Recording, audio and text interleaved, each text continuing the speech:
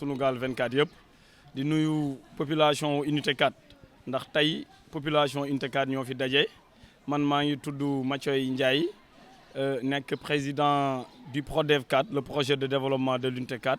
mais aussi président wu régie de quartier bu unité 4 fraîchement installé le 9 juillet 2025 par madame le maire de la commune madame Khadija Mayekor Diouf et le directeur général de l'agence de développement local ADL bi nga xam ni benn pàcc la ci ministère de l'urbanisme du logement et des collectivités territoriales. alors wax nga PRODEV 4 mais wax nga régie mën nañu xam concrètement ñaari kuréel yooyu lan la ak ban moo jiitu ak beneen bi ci mujj lan moo tax mu ñëw. merci je pense que PRODEV 4 moo jiitu parce que PRODEV 4 day benn initiative citoyenne boo xamante ni si fii ci unité 4 lañ ko créé et exactement fii ci kër gii ñu taxaw. fi la initiateur bi dëkk muy un projet citoyen bu ambitieux boo xam ne c'est le don de soi citoyenneté active pure et dure un projet de bénévole apolitique à 100% et qui couvre quand même unité 4 cat ba cat unité 4 dañuy faral di wax ne dafa yaatu am na 400 maisons et plus am na une population de 7000 habitants PRODEV 4 nag association la boo xam ne dafa polariser unité 4 yëpp Tali Ngiraan ba zone Layène ñu créé ko en 2019 avril 2019 lañ ko créé et yaakaar naa ne suñu activité yi ñu njëkk a def bi ñuy defar allée du cinéma ñaari îlot yooyu nekk fa yow ñëwoon nga couvrir cette activité defoon nañ ak yow interview ci jamono jooju boobu nag nga ñu gisoon ba tey jii bàyyiwuñu ba tax tey ci suñuy activité citoyenne suñuy action ñuy mener dans le cadre de la citoyenneté nous sommes arrivés à être je dirais pas l'association mais l'une des associations yi gën a dynamique yi gën a résiliente fii ci département de Guédiawaye première tranche commune de Golf Sud mais aussi des Parcelles Assainies yàlla dogal nag ci liggéey boobu ñuy def ñu daal di indi benn projet bu bees boo xam ne dafa tudd régie de quartier régie de quartier nag projet bu ambitieux la boo xam ne présidence de la République ñoo ko am bi ñu amee ce projet ñu daal di koy dénk ministère de l'urbanisme du logement et des collectivités territoriales ministère boobu togg ko ba mu ñor dénk ko direction bu ñuy wax agence de développement local muy agence bu nekk ci moom mais am son propre budget waa ADL ne dañu war a liggéey ci projet boobu mais pour mu liggéey ko ndax c'est un projet boo xam ne président bi mu koy wax dafa ne développement wu Sénégal dafa war a tàmbalee ci gox-goxaan yi donc au niveau des localités yéeg dem ci kaw mu jël nag ne da ciy waxtaan ak les municipalités mu tànn juróom benn région ci Sénégal tànn 11 quartiers dans tout le Sénégal pour vous dire que kon c'est un choix mûrement réfléchi mais un choix restreint parce que phase pilote le projet boobu toll muy régie de quartier ñu tànn 11 quartiers dans tout le territoire national yàlla dogal nag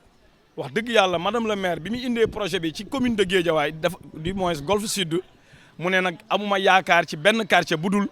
quartier bii waa PRODEV 4 nekk ndax ñoom ba ñu nee toog di xaar jeex na du tey bi ñu tàmmalee citoyenneté juróom benni at te yaakaar naa ne boo xoolee mbedd bii ñu taxaw tey muy boulevard central bu unité 4 environnement bi fi nekk microclimat bi fi nekk li fi nekk ci verdure li fi nekk ci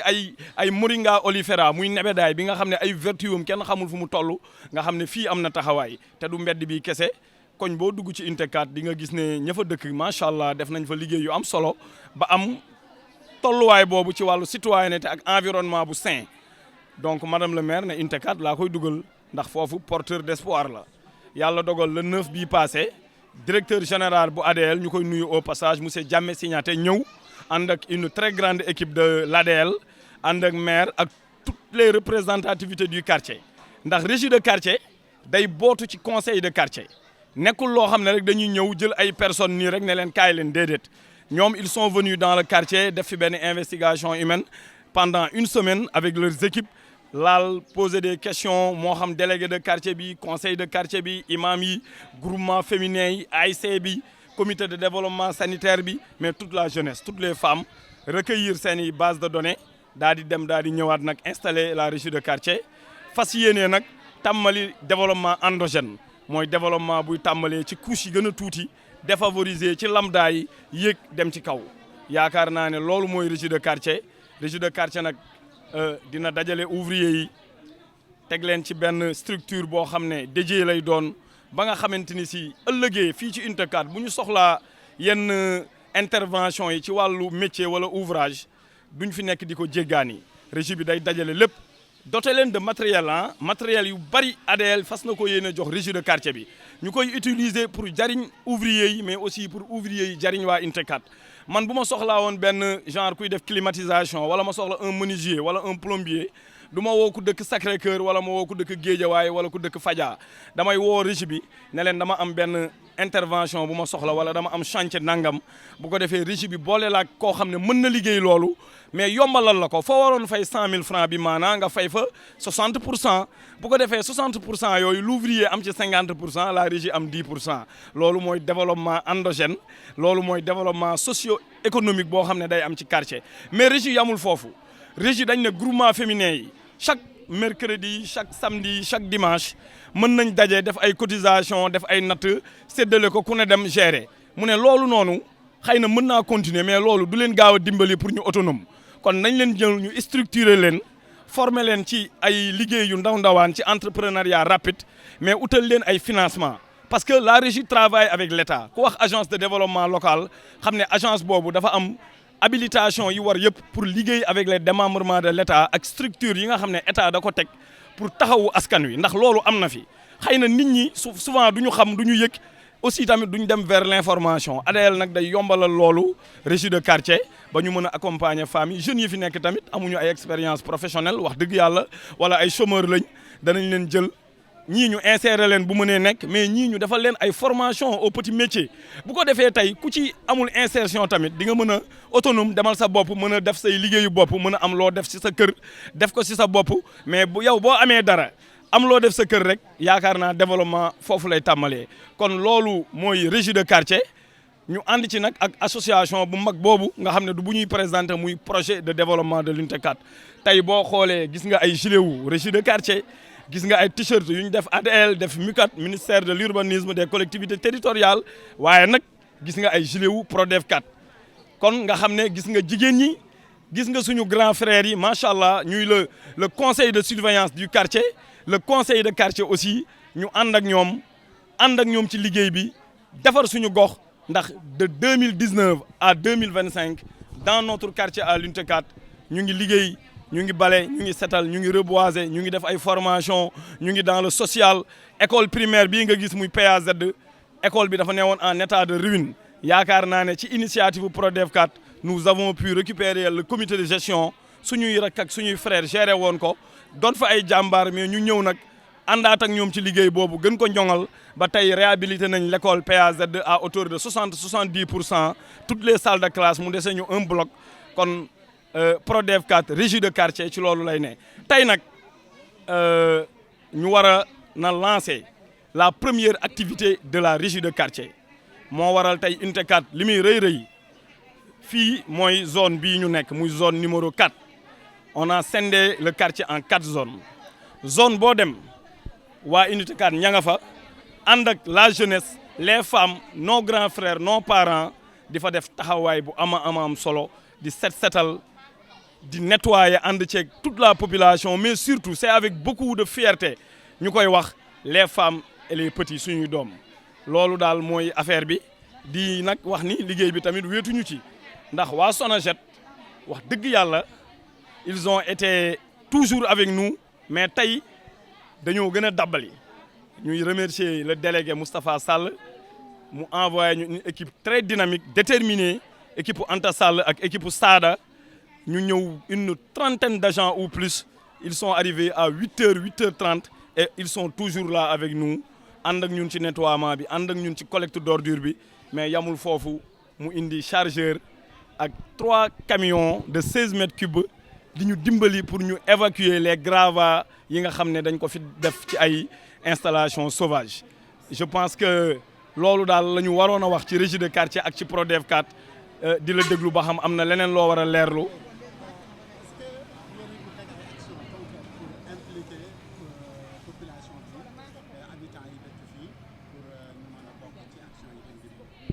Effectivement yaakaar naa ne c'est une question pertinente mais boo xoolee tout autour di nga gis ne la population adhère au projet parce que PRODEV 4 tout képp ku dëkk ci Unité 4 ñun dañu gëm ne tu es membre de l'association mais bi régie de quartier ñëwee tamit dañu ne c'est le PRODEV en continu parce que aussi c'est le bureau exécutif du PRODEV qui a été reconduit par le conseil de quartier à l'unanimité kon machallah population bi adhéré nañ. Et pour vous dire, pour ce lancement de la régie de quartier, on a confectionné 100 gilets au nom de la régie de quartier jaayaat ko la population te gilets yi dafa nekk en rupture de stock avant même dimanche tey ñi laajte gilet ëpp nañ 50 te defaroon nañ 100 kon population bi tàmm nañ loolu ci PRODEV ndax fii lu ñu fi mës a def rek du appui institutionnel du appui une personne boo xam ne dafa ñëw di injecter ay fonds wala ay moyens non c'est la population góor ñi mag ñi suñu grand yi suñu papa yi jigéen ñi ñooy jël seen i dërëm seen i ñaar dërëm di cotiser di jënd ay gilets di jënd sax du matériel de nettoiement kon unité 4 quand même la population est solidaire la population benn lañu dañuy demlante dañuy dikkalante te loo fi yëkkati yàlla xam na ni ñëpp ciy jàpp et tey wax naa ko encore une fois bu fekkoon ne benn ruelle la ñuy defar si vous voyez gis ngeen l'équipe de l'ICG ñu ngi jël sax le matériel en ce moment même di def collecte d'ordures kon daal top fii moom macha allah on est huilé pour la citoyenneté active et le don de soi unité 4 xam nañ ko te yàgg nañ ci te bëgg nañ bés tamit autorités yi nga xam ne moo xam ministère de l'urbanisme et des collectivités territoriales mais le ministre de l'environnement et pourquoi pas le président de la République parce que gis nañ ay quartiers yu ñu décoré ci citoyenneté ak ci setal suñu réew yi mais très sincèrement modestie à part unité 4 bi ñuy commencé citoyenneté active di def don de soi non boobu setal suñu réew juddoogul amaana sax xalaata guñ ko te ba tey ñu ngi ci on participe à chaque activité de setal suñu réew ñu ngi waajal sax un grand reboisement le 3 incha allah ci journée nationale de l'arbre bi incha allah. sans doute fu nit di defaree am na ñoo xamante ni ñu ngi yàq alors est-ce que am na ay initiative de sensibilisation yi nga xamante ni yéen a ngi koy mëne pour ñi nga xamante ni dañuy tilimal wala dañuy yàq li ngeen di def pour ñoom ñu mën a moytandiku loolu ba nga xamante ni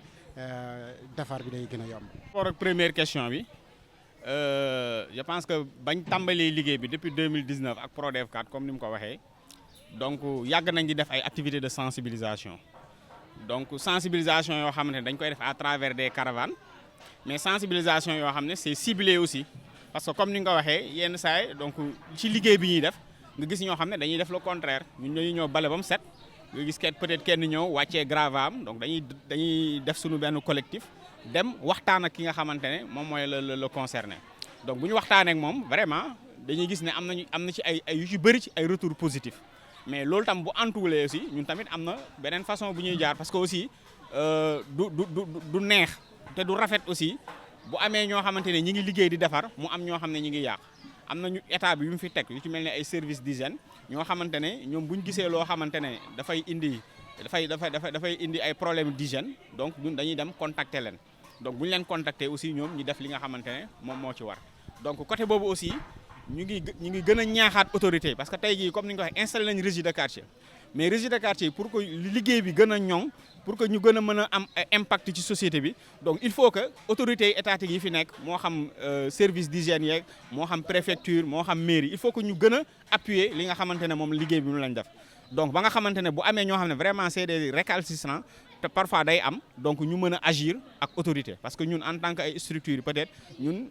état bi dooleeluñu joxuñu ay moyens yoo xamante ne peut-être dinañ mën a agir directement mais état bi donc moo war a mën a agir par rapport à ça maintenant léegi nag par rapport ak li nga xamante ne mooy réalisation PRODEV bi donc comme ni ko Mathieu waxee parce que suñu première activité bi ñu def moo ne woon benn set setal de grande envergure comme ni ñu ko defee nii mais pour faire cela il a fallu que toujours dans la ci sensibilisation parce que ba ñuy jóg di taxawal PRODEV dañoo commencer d'abord par les autorités yi nga xamante ne ñoo nekk fii ci quartier bi en commençant par le délégué de quartier ñu koy nuyu de passage di ñaan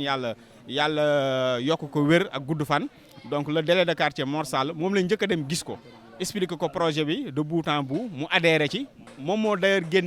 njëkk a génnee 10 000 francs teg ko comme participation pour projet bi parce que dañoo bëgg financement bi donc financement interne mais ku ñu dimbali ci extérieur aussi ñu jël donc bañ jógee ci moom ñu dem gis le président conseil de quartier gis les imams les notables donc ñoom ñëpp ñu adhéré ci projet bi encouragé ñu ñaanal ñu commencé di dugg ci kër yi donc di wax di sensibiliser parce que li ñu bëggoon def fii dafa laaj moyen financier bu am solo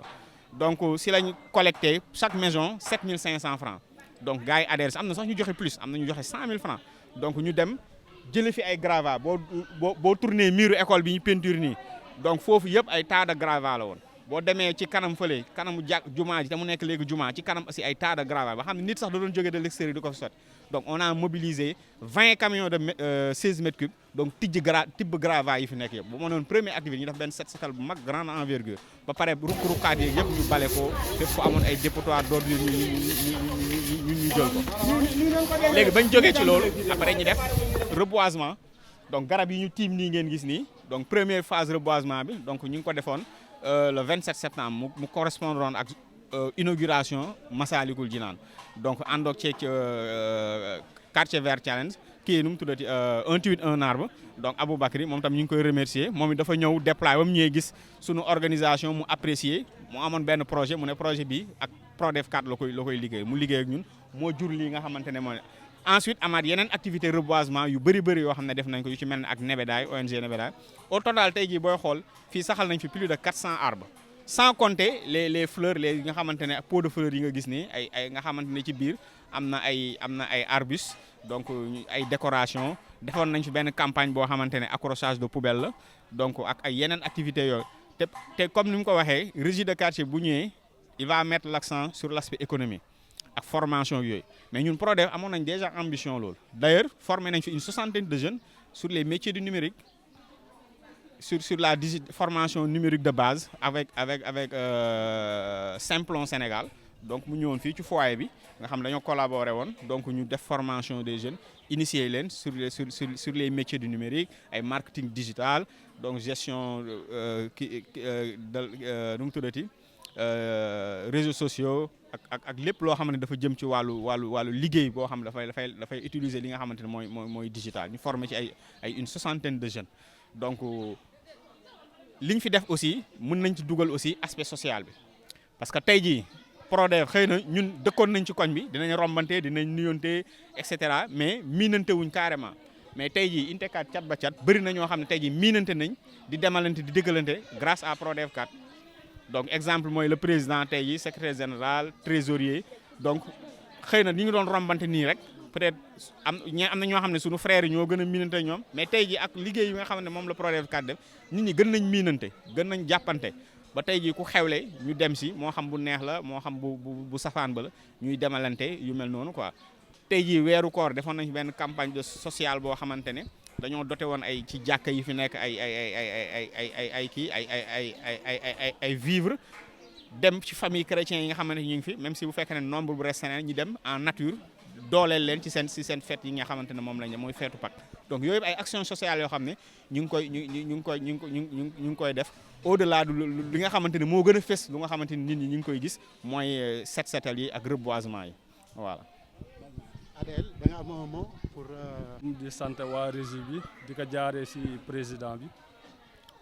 lu ma bëggoon wax rek maanaam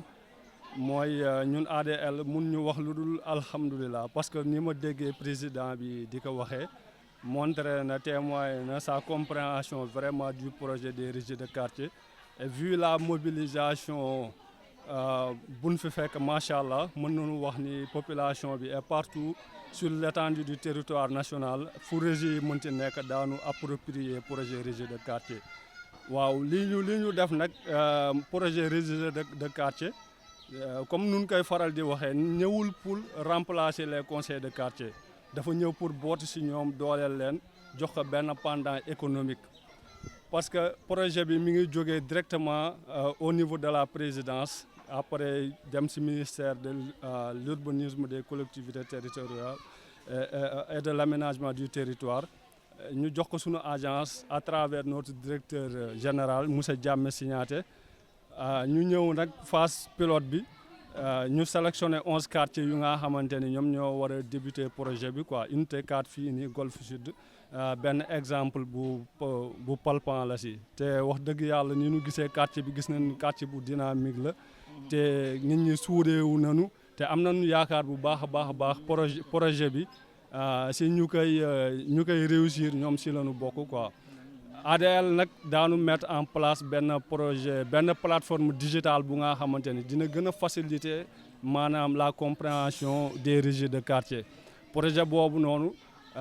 par exemple régie bu nekk dina am benn profil am bu nga xamante ni ses membres vont intégrer ensuite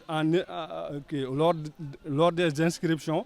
ils vont mentionner leurs différents profils fekkee kii maçon la wala day proposer ay services de plomberie par exemple kenn ku dëkk ci quartier bi mën na soxla benn comment service électricité su demee après mu recherche gis ci am c'est disponible après dafay connecté wu mu authentifié wu après mu passer à la transaction léegi nag su ko defee côté boobu noonu waa régie bi daan ci am pàcc te en même temps kuy proposer service bi wala produit bi moom aussi din ci am pàccam waaw maanaam pour dire comme projet régie de quartier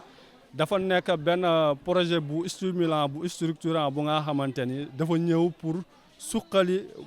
gox yi ak goxaan yi sur le côté économique waaw parce que développement dafa war a commencer depuis le bas maanaam local pour dem national voire même sous-régional et cetera waaw pour dire que loolu daal laa amoon lu may wax macha allah.